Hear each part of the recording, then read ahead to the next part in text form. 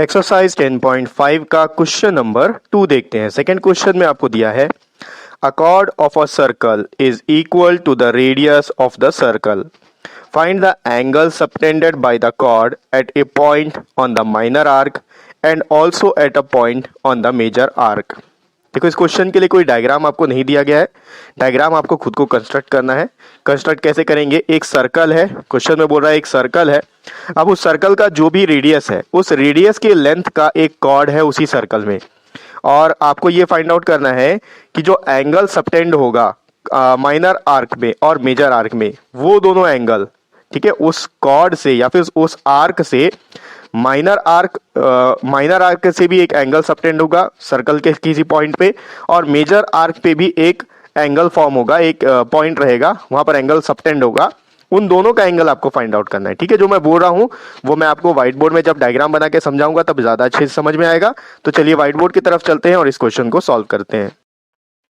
Question में आपको ये बोला है कि एक सर्कल है और इस सर्कल का जो भी रेडियस है उसके रेडियस के इक्वल लेंथ का एक कॉर्ड भी है। तो मैं यहाँ एक कॉर्ड ड्रॉ कर लेता हूं। अब ये जो कॉर्ड है इसका लेंथ इसके रेडियस के बराबर है। ये सेंटर से यहाँ जो भी रेडियस होगा इसका, ये और ये इक्वल है। तो मैं इसको नाम दे देता हूं ए बी और इसको नाम दे देते हैं ओ। ठीक है, अब यहां पर आपको क्वेश्चन में बोल रहा है कि इसके ये जो कॉर्ड है, इस कॉर्ड के माइनर आर्क में और मेजर आर्क में एंगल सबटेंड होगा और उसका वैल्यू आपको फाइंड आउट करना है। ठीक है, तो इस आर्क से एक एंगल अपन पहले सेंटर में सबटेंड करते हैं, तो इस तरीके से यहां पर एक एंगल फॉर्म हो गया। ठीक है, अब यहां पर कहीं एक पॉइंट है समझ लो, और इस पॉइंट पे इस आर्क से एंगल सबटेंड होगा, तो इस तरीके से सबटेंड होगा, यहां पर ये एंगल फॉर्म हो गया। इसका नाम दे देते हैं ए बी सी दे देते हैं।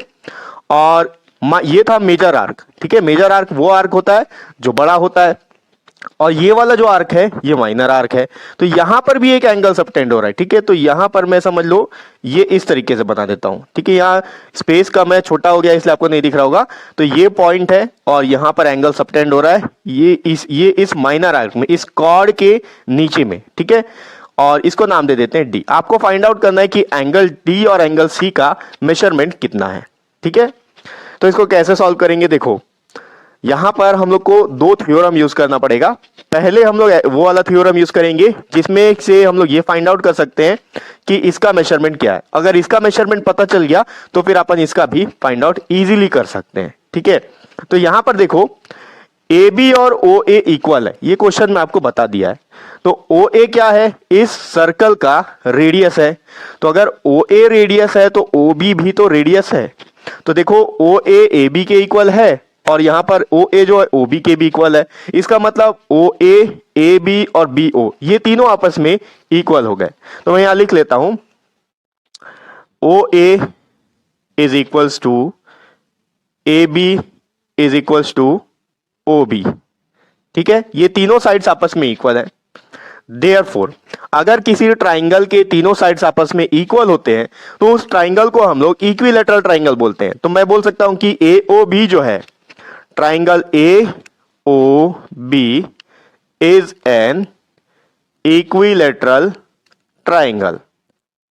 ठीक है, अब देखो क्वेश्चन में कहीं पे भी आपको किसी भी एंगल का मेजरमेंट नहीं दिया है, फिर भी आपको पूछा है कि इसका मेजरमेंट कितना है, इसका मेजरमेंट कितना है। तो जब आपको ये पता चल गया कि ये जो छोटा वाला ट्राइंगल इक्विलैटरल ट्राइंगल है, मतलब ये जो ट्राइंगल फॉर्म हो रहा है ये इक्विलैटरल ट्राइंगल है, तो आप इजीली फाइंड आउट कर सकते हो कि इसका और इसका वैल्यू क्या होगा। क्यों होगा, क्यों पता कर सकते हो? क्योंकि एक इक्विलैटरल के ट्राइंगल के सारे एंगल्स आपस में इक्वल होते हैं और सारे के सारे एंगल 60 डिग्री के होते हैं। तो आप यहां पर लिखोगे हेंस ये वाला जो एंगल है ये भी 60 डिग्री होगा और ये भी 60 डिग्री होगा, क्योंकि इक्विलैटरल ट्राइंगल के सारे एंगल 60 डिग्री के होते हैं। और अब ये पता चल गया कि ये एक इक्विलैटरल ट्राइंगल है, तो यहां पर लिख सकते हैं hence A O B, angle A O B is equals to 60 degree. ठीक है, अब देखो ये वाला एंगल अगर 60 डिग्री का है तो आप आसानी से बता सकते हो कि ये एंगल कितने डिग्री का होगा, क्योंकि एक थ्योरम है, थ्योरम 10.8, जो कि ये बोलता है किसी आर्क से जो भी एंगल सेंटर पे सबटेंड हो रहा है वो डबल होगा। किसका डबल होगा? इस आर्क से जो भी एंगल इस पार्ट में, रिमेनिंग पार्ट में कहीं भी एंगल फॉर्म कर रहा होगा उससे। इसका सीधा सा मतलब ये है कि ये वाला एंगल इसका डबल है। तो मैं लिख लेता हूं अकॉर्डिंग टू थ्योरम 10.8, मैं पूरा स्टेटमेंट नहीं लिखूंगा, सिंपल लिख लेता हूं, आप स्टेटमेंट लिख लेना। थ्योरम 10.8 ये बोलता है कि ये वाला जो एंगल है, angle AOB is 2 times of angle ACB। ठीक है, मैंने आपको बता दिया थ्योरम 10.8 है। वो थ्योरम क्या है आप टेक्स्ट बुक से देख के या फिर उसको याद कर लीजिए, क्योंकि बार बार आप इस चीज को लिखते रहोगे तो आपको याद हो ही जाएगा। ठीक है, तो अब यहां पर वैल्यू पुट करते हैं। देखो AOB का वैल्यू 60 डिग्री है, ये हो गया 60 degree is equal to 2 times of angle ACB। 2 को इधर ले आते हैं तो यहां मल्टीप्लाई हो रहा है, यहां के डिवाइड हो जाएगा, 60 divided by 2 is equal to angle ACB। 2 1 जा 2, 2 3 जा 6, 2 0 जा 0। तो एंगल ACB का जो मेजरमेंट है वो 30 डिग्री आया, ये एंगल आ गया 30 डिग्री। अब हम लोग को फाइंड आउट करना है इस माइनर आर्क में जो एंगल फॉर्म हो रहा है इसका वैल्यू।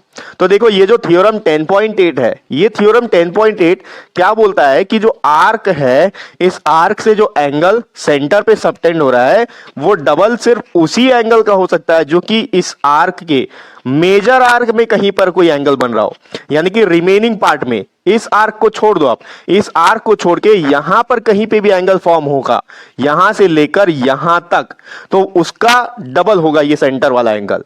लेकिन अगर इसी आर्क पे कोई एंगल फॉर्म हो रहा है तो उसके लिए कोई थ्योरम हमारे पास नहीं है।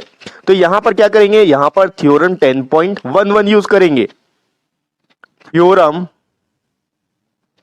10.11। अब ये थ्योरम 10.11 कैसे यूज होगा, यहां पर पहले देखो ADBC, ठीक है, यहां देखो 1 2 3 4, किसी सर्कल के अंदर अगर 4 पॉइंट है, चारों लाइन सेगमेंट एक दूसरे से कनेक्टेड है या फिर आप बोल सकते हो टच कर रहे हैं, तो यहां पर एक क्वाड्रिलेटरल फॉर्म हो रहा है। देखो 1 2 3 4 वर्टेक्स है, 1 2 3 4 साइड्स हैं, तो ये क्वाड्रिलेटरल है। अब ये किस तरह का क्वाड्रिलेटरल है, ये क्वाड्रिलेटरल सर्कल के अंदर फॉर्म हो रहा है, सर्कल पे ही फॉर्म हो रहा है, इसलिए उसको हम लोग साइक्लिक क्वाड्रिलेटरल बोलते हैं। तो हम लोग यहां पर लिख सकते हैं quadrilateral ADBC is a cyclic quadrilateral. अब साइक्लिक क्वाड्रिलेटरल है तो साइक्लिक क्वाड्रिलेटरल से रिलेटेड थ्योरम 10.11 ये बोलता है कि एक साइक्लिक क्वाड्रिलेटरल के ऑपोजिट एंगल का जो सम होता है वो 180 डिग्री होता है। थ्योरम मैं नहीं लिख रहा हूं, स्टेटमेंट आप पूरा लिख लेना। ठीक है, तो यहां पर देखो ऑपोजिट एंगल्स, एंगल C जो है एंगल D का ऑपोजिट एंगल है, और एंगल A जो होगा ये B का ऑपोजिट एंगल होगा, या फिर आप ऐसा लिख लो, here angle ACB is opposite angle to angle ADB।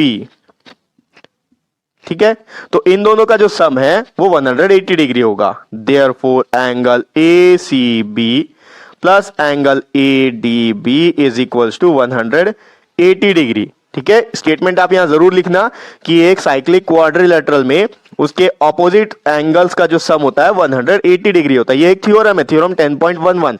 आप प्रीवियस इस एक्सरसाइज का जो इंट्रोडक्शन पार्ट है उसमें देखोगे तो वहां पर मैंने इसको एक्सप्लेन किया हुआ है। ठीक है, तो यहां पर आप देखो ACB और ADB, ACB का वैल्यू हमारे पास है 30 डिग्री, पुट कर लेते हैं 30 plus angle ADB is equals to 180 degree. 30 को राइट साइड शिफ्ट कर देते हैं, angle ADB is equals to 180 degree, यहां प्लस में वहां जाके -30 डिग्री। ठीक है, तो एंगल ADB का मेजरमेंट आ गया 180 - 30 हो गया 150 डिग्री, यानी कि ये जो एंगल है ये 150 डिग्री का होगा। ठीक है, तो ये हो गया एक्सरसाइज 10.5 का सेकंड क्वेश्चन, और नेक्स्ट वीडियो में अपन इसका अगला क्वेश्चन देखेंगे। नेक्स्ट वीडियो का लिंक आपको इसी वीडियो के डिस्क्रिप्शन बॉक्स में मिल जाएगा।